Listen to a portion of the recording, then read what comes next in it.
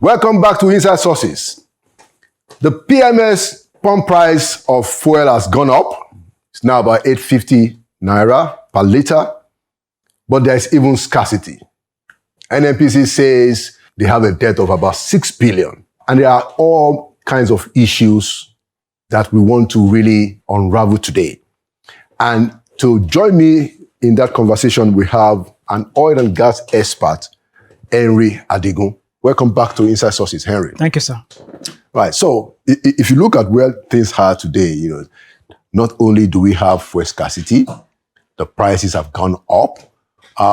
What do you think is going on in your own view? Let's open the conversation that way. Well, the challenge we have is not complicated. We have a problem with our policy choices and our policy making process and our communication with the public. Last year, May, the president announced subsidy was gone. And it was gone for 2 months. Then he devalued the currency, subsidy came back. And government kept on denying the subsidy. Yet only NNPC was importing because only NNPC can afford to pay subsidy. Right. They can use, initially, they used to use crude to ameliorate that. But now they can't do that anymore because crude sales now goes to CBN accounts. So then the debt started piling up.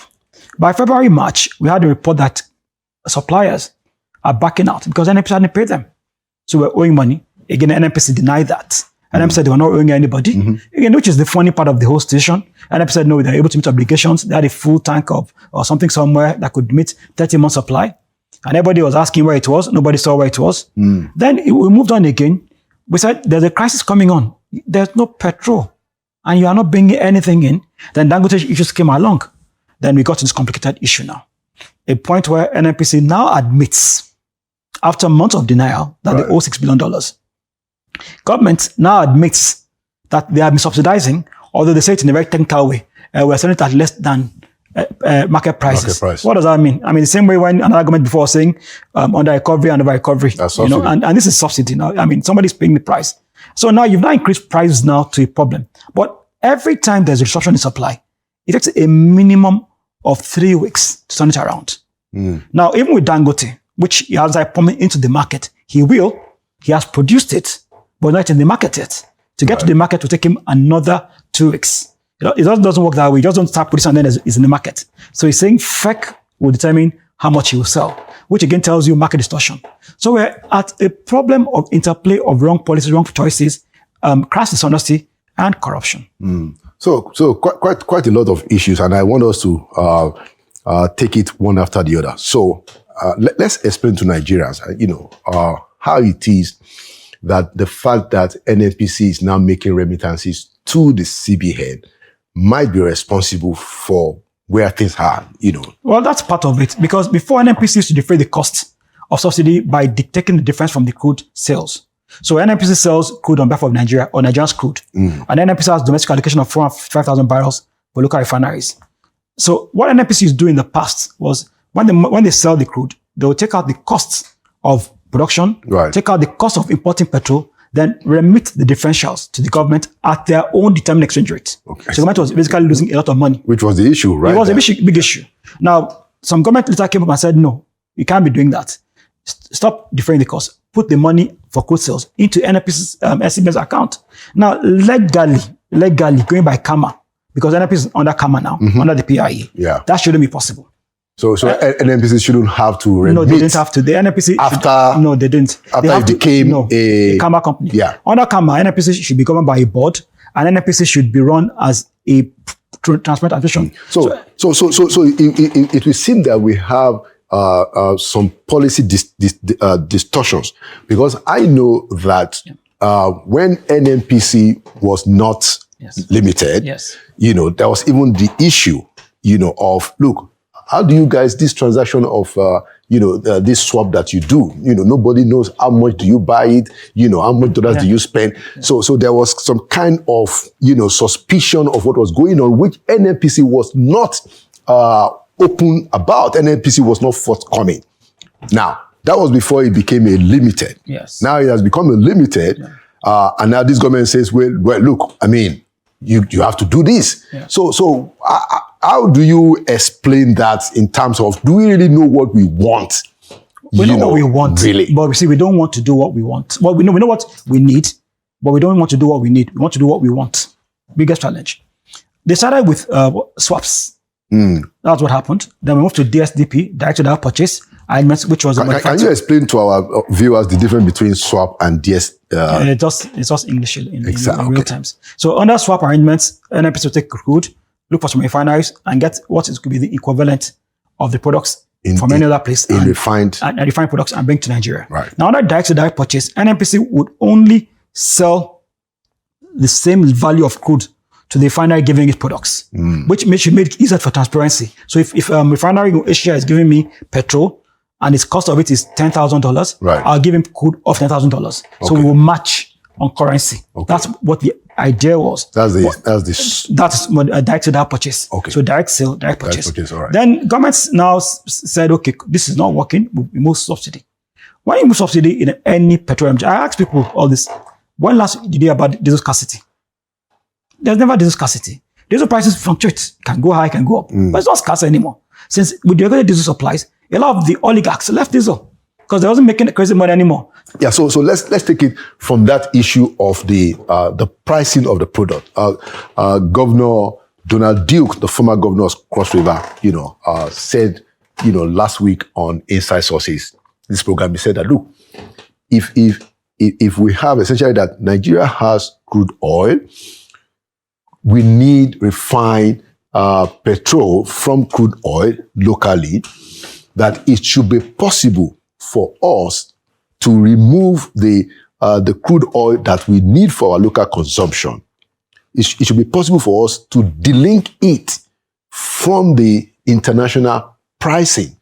Because if it belongs to us, why must we subject it to the perils and whatever it is of international marketing, which then gives us a problem and the intricacies, the intrigues of subsidy. You have a production process where you get a marginal field or an OML or whatever you get, you pay it for it in dollars. You have to rent a rig. There's no rig locally in Nigeria. A rig costs you between $100,000 related to $1 million a day, dollars. You have service value costs, dollars. You have international partners, dollars. Where do you delist it? But the things that, so after you've produced can't those things now be the ones that we instead of spending money on subsidy, can't those things be the ones that the government can actually eat up those expenses? All you've done is change where you're putting the subsidy. You're putting it in production. It doesn't change anything. Doesn't he reduce the cost, take away the corruption, and ensures that the Nigerians get it cheaper? The problem is inefficiencies. I tell you to you, let me explain to you again. In Saudi Arabia, they produce a barrel at $10. In Nigeria, a barrel is $40. Same oil. Now you can agree terrain, geography, and co. But where is the extra $38 for Nigeria? Security, corruption, inefficiencies. Now, if you can produce a barrel cheaper, then you might not have to follow that argument you're talking about. Because it's the same barrel that's produced in Libya at $11, even with the war. Right. When you have one of the highest costs of production in the world, you're not talking about the exchange rate as a factor. You're talking about inefficiencies in the value chain. Now, when it says, okay, do that, why did you join OPEC? When you're a member of a cartel, you join to protect you from this kind of issues. Nigeria is a member of OPEC. We can try to leave OPEC now. And leave OPEC, we can tell our crude at any price. We can sell it at Naira. We can sell it at $10, $30. But we joined OPEC because we wanted protection from the price exchange. People keep forgetting. There was a time when the opportunity came in. Right. The price of a barrel was $12 to $18. At one point, it was even $11. In 99. Yes. People forget that. That up to 2003, a barrel was $34. When did it start spiking up again? When we had a sort of a war, and then it started going to 80, then 106 under Jonathan administration. Yeah. So any commodity that's a global commodity, right, like cocoa, like crude, like palm oil, like rice, are all subject to international vagaries. We're living in a world market. So if you say you are taking the crude locally, is refining cost all local? The additives you add to produce petrol, are they local in Naira too? If you get a barrel of crude, to refine a barrel of crude is between $3 and $4 per barrel. At very high cost, $5 per barrel to refine a barrel of crude. At the breakdown of each product you're producing, there is additives to make it. It's not that just a crude and heat stop. That's what they do in local illegal refinery. Right. They just heat up the crude and then take out diesel, which is just take out. But to get to the kind of quality we want, you have additives. Dangote's product, which is showed on TV, is almost pure white. It's what they call Euro 5. Euro 5 is 10 million liters, 10 ppm. Yeah. Dangote said that is better quality. It's the best quality in the world. That's European standards. That costs money to do. The more the quality of a product, the more you've added rice to it. The reason why Mr. Donald Duke's rice, Uncle Ben's rice, when I was importing Uncle Ben's rice, was better than other rice. Because Uncle Ben's rice was very high polished. And Uncle Ben's rice came from abroad to Nigeria too. We have local rice in the value chain here. Right. But the more value you add to it, you can't. So when people make that argument of, I'm saying you can just decide to subsidize what you want to subsidize. There's nothing wrong with subsidy. The issue here is not about the cost of it. The point about subsidy is affordability. On the part of the government. When Nigeria can afford subsidy, what is wrong with it? Every country subsidizes something, either food or agriculture or railway or everything. You lived in the US for a long time. You know what I'm talking about. Yeah. So it's whether you can afford it. Now, whether you can afford it and not grow corruption. So you say bring it in Naira, give it to a refinery in Naira. Good. All good and well. Who pays NNPC for its own dollars, which to extract it? So what happens to that? That's the point I'm making. Who's going to pay for that? So NNPC has joint ventures with companies where they own 60-40%, or they have PSCs or service contracts. A rig costs. I can spend up to $35 million on a rig. In Nigeria now, we have 11 rigs working. 11. Sometimes we have 3-4. The number of hours we have, tell me the number of rigs we have. When you have those costs and they're incurred in dollars, it's a dollar-denominated business worldwide. So when you say, the argument Nigeria can't decide, it can be a decision you make. All you have to do is change your exchange rates and pay it in Naira. Even the so-called Naira sale to Dangote is still mired in controversy because there's a guarantor, Afrexim Bank. Yeah. So Nigeria pays to Afrexim Bank Naira, Afrexim Bank pays Dangote dollars. Okay. Dangote is not going to sell to you in Naira. He has debts to pay. He took a loan, $11 billion for his refinery. He took $19 billion. Equity was about 6.7. So what was the use of Afrexim, As a guarantor for dollars. They will be a guarantor to... You're taking another loan. Okay. They guaranteed you the first loan, which they took out at $89 barrels per barrel. Yeah. Now they're going to hand you it's another loan specifically because you don't have any. The reason you are doing all this is because you don't have money in your reserves. Well, it's useful if there's going to be a benefit to the Nigerian people, and that's what I want us to now look at. So now Dangote has said that look at it. We have the petrol. Yeah. You have even confirmed that it's correct. It's the best quality. Yeah. How are Nigerians going to benefit? Is the price going to come down? I guess we can say that there will be availability. I think that's easy to say. But will the price come down? Now, Nigerians are expecting a 400 naira per liter Dangote petrol. And that's what they're saying in the streets. It's going to be 400 naira, 500 naira per liter. And I'm like, why do we like deluding ourselves? No, how did they come up to it? Well, because of, the way the Nigerians always have a belief. Whenever you are on air or you're anywhere, I tell them that the cost of transportation is negligible in product prices. They get angry. They will tell you, it's the economics of bushness. It's yam in my local market. I didn't export it. Why is yam not cheaper in Nigeria? I can say the yam in London is not 10 times yam in America. And I'm looking at them like, that's not how it works in crude. Every business has its own markers and how it works. When you are bringing crude into any country, you deliver X cost. So every cost is embedded within that barrel of crude. It's not outside the barrel of crude. Now, were your pipeline networks working efficiently? Yeah, it might be much, much cheaper. But remember that the tankers that will carry the crude from Lagos to Abuja to Ibadan use diesel. And diesel is not free. Remember that? Right. And that in some stations that they will pump it, they use generators, use diesel. It's not free. All these are costs. These are all part of the inefficiencies in the system. So even Dangote produces, let's say it comes out at 730 naira. Right. Let's assume that. And he has a gantry. Gantry is where you can load crude directly without going through depot. Right. So he has a gantry, one of the best in the world as well, where a lot of tankers can go there and load directly. He has the gantry in the refinery. He built a very, very good gantry. He can load 130 trucks per minute or per hour. So it's it's a fantastic investment. But then he has cost too, because the crude is given to him at a cost. Remember I told you that he's going to get the crude from NNPC or from other parts. But he's even only got 40% of that crude he needs. He's spending money to buy the crude from America and co, which is to make up. To make up. Not even only to make up. The refinery is a single trade refinery. Right. You can't use only one crude to produce all products. The refining margins are different. This is technical in a way. Right. So he has to blend crude. He has to blend American crude with Nigeria. That's why even if Nigeria gives him 1,000 barrels, he starts import crude. He has to blend different crudes together. So when he blends different crudes together for different products, because the weights, Nigerian crude has one that's very good, has some that's not very good, has some that is lighter in copper. So the point, and before you finish, is that so even if NNPC is able to give Dangote as much as he wants, he will still have to get. Oh, he has to import. Yeah, he still has to import. Oh, yes, yes. Important point. He has to import. People shouldn't forget about that. Look, Nigeria's share of the crude is not 1.3 million barrels that we produce. Nigeria's share of the crude is after everybody has taken their crude. And that's the JVC partners. JVC, the PSCs, everybody takes their own share of the crude because we're in the business. Right. You're not bringing money. NNPC owes you money sometimes. I mean, being fair to this government, they paid up a lot of debts on the JVs. Right. But there were debts. At one time, the JV debts were up to $3.5 billion. Yeah. So they paid a substantial part of it now. Right. But you still have to now bring that crude in, import it. And I keep on telling everybody, the man did not take the loan in naira. That's Dangote. Yes, he took a loan in dollars. Interesting. And he has to pay these loans back. He didn't take the loans all locally. And the people that took the loans denominated the loans in dollars. So if you tell him to now sell it to you in naira, that means you take all the naira and start paying dollars. What do you think will happen to exchange rate again?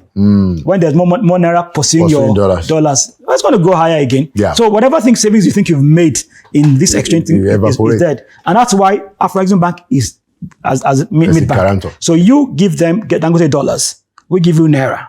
Now how that's going to work, I do not know. But our Exim Bank will get its own dollars back. But that's how it's going to work. Maybe forward sale. Maybe they will also get some. That's why we have no petrol. That's why we have no crude. We've done forward sales to the point that we only have 221,000 barrels left unimpaired. We've done forward sales to get money for the government to finance this, to finance that. There's almost no crude available for any other thing. Interesting. So, but you think that Dangote might be able to sell around 700? He cannot. I did the mathematics of his refinery, and I said it in the meeting we had with his people and his team, that there is no way your petrol will come out at less than 850. Which is the new price that... it can't be less. That's coming out. Not there's distribution, the retail cost, the other cost there. Because the point is not, look, the refinery margins are very low. It's between 0.8 and 1.3 in the best of climes. That's why refiners, when all crude prices go beyond $60, they make losses. Because it's a marginal business. Whenever there's a marginal business, a simple costs in the price of input takes away your profit. Same thing airways. You close an airline down for 2 days, then the airline collapses. Okay, I want us to talk about, so what kind of reforms do you think we have to have in NNPC and in the oil and gas sector to deal with the major issues of corruption in the system, in your view? My view, the simple thing is, NNPC is a creation of government. The corruption is aided by government. No government, in sincerity, wants NNPC to be free of corruption. An NNPC free of corruption takes away their petty cash. But if we're able to solve, and I want us to make this point very clear, if it is the truth, if we're able to solve the problem of corruption in NNPC and the oil and gas sector, is this not an advantage to the Nigerian people? Yes, but who is the Nigerian people? The Nigerian people are different from the Nigerian state. The Nigerian state is meant to serve the Nigerian people. Well, the Nigerian state has never served the Nigerian people. Every government has mouth NNPC reforms. The reason why we spent 21 years to pass the PIA was because of what I'm talking about. Obasanjo started the PIA journey. We got it completed under Buhari. Mr. Tinubu has not implemented the PIA properly for the same reasons. Why do you have an NNPC under Kama and you are tampering with it every day? You're giving directives to it. You're running as if you're running NNPC of old. Nothing has changed on surface. What has changed is that there's a law now not being followed. And that's the problem we have. So nobody is not in their interests, they mean the state, to make NNPC work. So NNPC is a victim. But ultimately, the people in government, you know, they have to go through quite a lot of nightmares, even as things are now. There is no fuel. The prices have gone up. There's going to be inflation. There's going to be tension. You know, those are problems for the people in the state. That's why I thought that, look, if we are supposed to push the reforms in NNPC, everybody can ask for peace. I like what you said, sir. But the question the people always ask is, why should it be us to do that? That's the people in government. Yeah. When the other people didn't do it, it's our turn now. the basic mentality and construct of it's our turn is not for a problem-solving solution. Whenever the crafting of a narrative of my reason for being in power is based on it's my turn and it's a nation or whatever, then you're not talking about solving problems. You're solving about empowerment and whatever needs you need to capture power for. Now, so I'm being frank because this is we can be allowed to do that. Right. Now, if you came to solve problems, there are things you will do, which is your question. First of all, you would implement the PI properly. A good PI implementation will reduce NNPC's problem by 50%. We do what? We reduce NNPC's corruption 50%. Okay, those are the things. So what are those major things that has to change? So when the NNPC is under camera, get a good board into NNPC. Get a good leadership into NNPC. Let it run like a private company. Give it no subventions. Give it no exclusiveness. Sell, or I have said it several times, and I keep on wondering, why does Nigeria have to borrow money when they could sell their shares in JVs? Your JVs are the most inefficient in the world. Any JV, in most JVs right now, is a cesspool of corruption. It's a dumping ground. The IOCs cheat us. Because they are the ones that tell us how much oil is lifted. One, they also bring the money to run the joint ventures in most cases. So if I'm bringing the money to run a business, then I find ways of crowding you. Yeah. Why do you have joint ventures anymore? There are even ways that there is what they call the illicit transfer of let me tell you a true story, and I will not tell you how I know this. A company has just divested out of Nigeria. In less than 3 days, production has ramped up by 49%. What has the new owners done differently? Nothing. Production ramped up 49% in 3 days. So there's a rise in production. Correct. Because of a divestment of a particular. Correct. So which meant that they have been cheating us, blue and black. It's simple English. Okay, because of our time, let's talk about the problem of smuggling. Yes. Which is also a big deal in this matter. For instance, is the reason why we have this over inflated quantity of daily consumption. I imagine, you have said that for me, there was a time for 36 or the city, and you even said during election it goes up to 100. Or 98. So that is essentially because of smuggling. Yes. Now, why is that such a big problem to nip in the bud?